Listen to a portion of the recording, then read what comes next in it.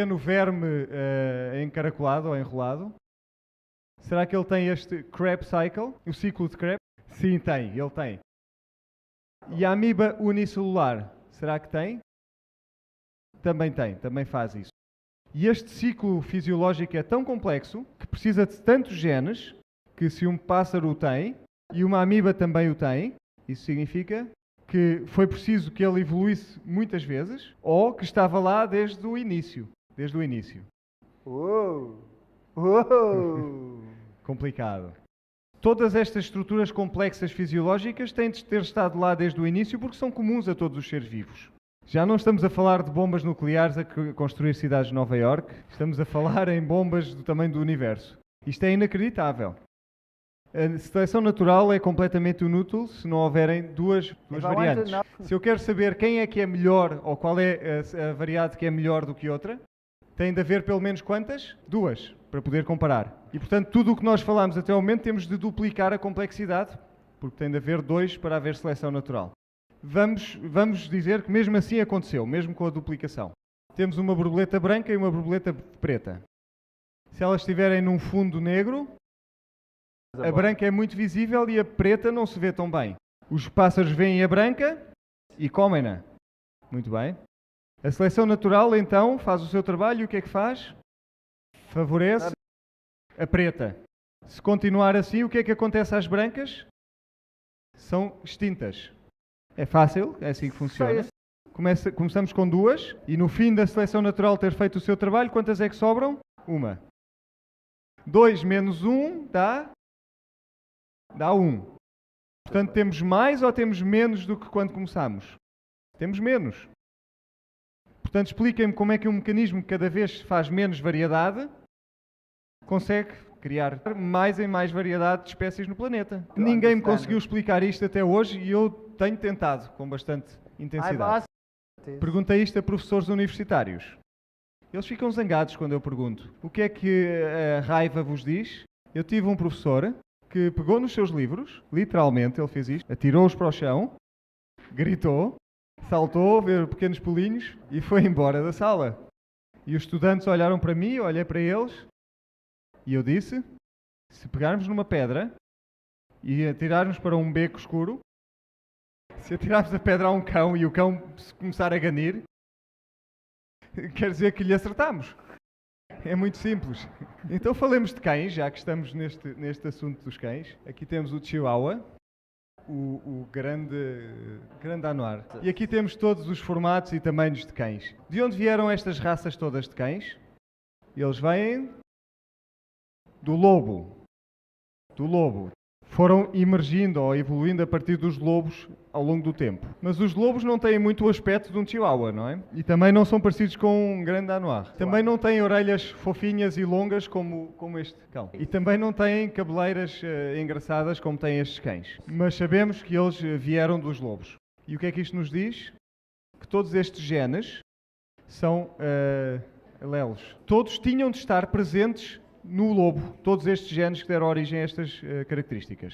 Não se exprimiam, estavam lá, mas estavam desligados. Quando se começa a procriar e vão-se eliminando alguns destes genes, encontra-se toda a variação desde o Chihuahua até ao Grande Danois. Isso significa que o lobo tem de ter muito mais genes do que alguma vez são expressos no seu fenotipo.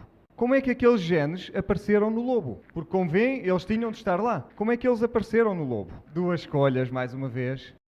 Apareceram lá porque alguém os pôs lá. Foram desenhados, houve um desígnio por trás disso. Temos aqui dois escaravelhos. Temos a pequena joaninha, uma espécie de joaninha, que é vermelha e preta. E temos aqui uma completamente preta. Portanto, eram vistas como duas espécies, estes dois animais. Até que se descobriu que uma aparece numa época do ano e outra aparece noutra época do ano. Portanto, têm de ser diferentes tipos de genes que são ativados e desativados em diferentes alturas. E acontece o mesmo com todo este tipo de animais. E, portanto, isto é tudo uma espécie com genes que são desligados ou ligados. Muito bem. Alguma vez viram uma borboleta?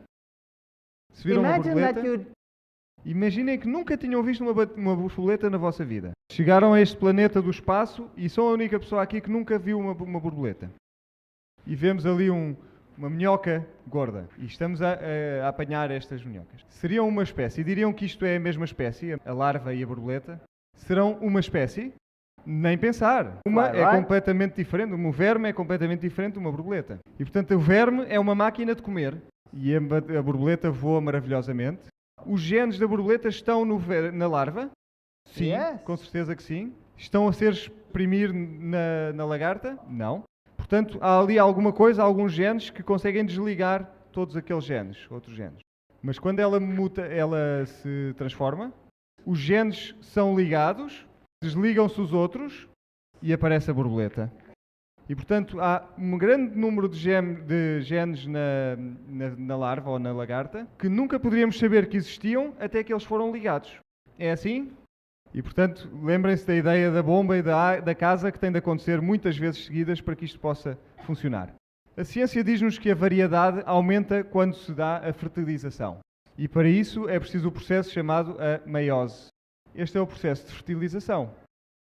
Para a fertilização é necessário um macho e uma fêmea. E por causa desta união de dois seres diferentes, a descendência pode ser mais variada. Vamos olhar à nossa volta. E, por favor, as duas pessoas que estão aqui que são exatamente iguais uma à outra, por favor, levantem-se para nós vermos. Não somos, não existe. Mesmo os gêmeos não são exatamente iguais. Não há ninguém aqui que seja exatamente igual a outra pessoa. Temos genes diferentes, mas somos todos humanos. Através deste processo, a vossa descendência vai ser diferente do que vocês são. Os nossos filhos não são exatamente iguais a nós. Este processo não aumenta nada até que a criança nasça. Apenas quando tem resultado, temos mais variedade. Portanto, como é que o macho e a fêmea apareceram em primeiro lugar? Ajudem-me. Foi por acaso. Foi por acaso, eles estão ali a trocar genes um com o outro. Deixem-me pôr isto de uma forma mais simples. Eu estou a escrever um livro de como construir um avião. E agora quero mudar um pouco este avião. Vou ao meu computador, seleciono algumas frases, copio e ponho-as noutro sítio do manual. Portanto, eu rearranjo o que está escrito no livro. Isso muda o avião? Bom, só quando o avião estiver construído. A mesma coisa aqui. Apenas está a reescrever o que está no livro de instruções, não se está a construir nada, e isto aconteceu por acaso. É um mecanismo tão complexo, isto é o nosso conjunto de genes, e trocam informação entre vários genes. Digamos que o azul é o meu pai, o vermelho é a minha mãe, e eles trocam informação. Eu tenho um pouco de pai, de mãe, de pai, de mãe, um pouco dos dois. A enzima percorre o gene e corta exatamente no sítio certo. No lado do pai e no lado da mãe. Tem de fazer um corte exatamente no mesmo sítio. Se ele cortasse um nucleótido mais à frente, o próximo gene seria como vimos há pouco. E nós seríamos algo disforme. Portanto, não pode haver aqui o mínimo erro. E isto acontece centenas de milhares de vezes, sem um único erro. Temos enzimas que aliviam a tensão. Temos outro tipo de enzimas que absorvem os movimentos de rotação.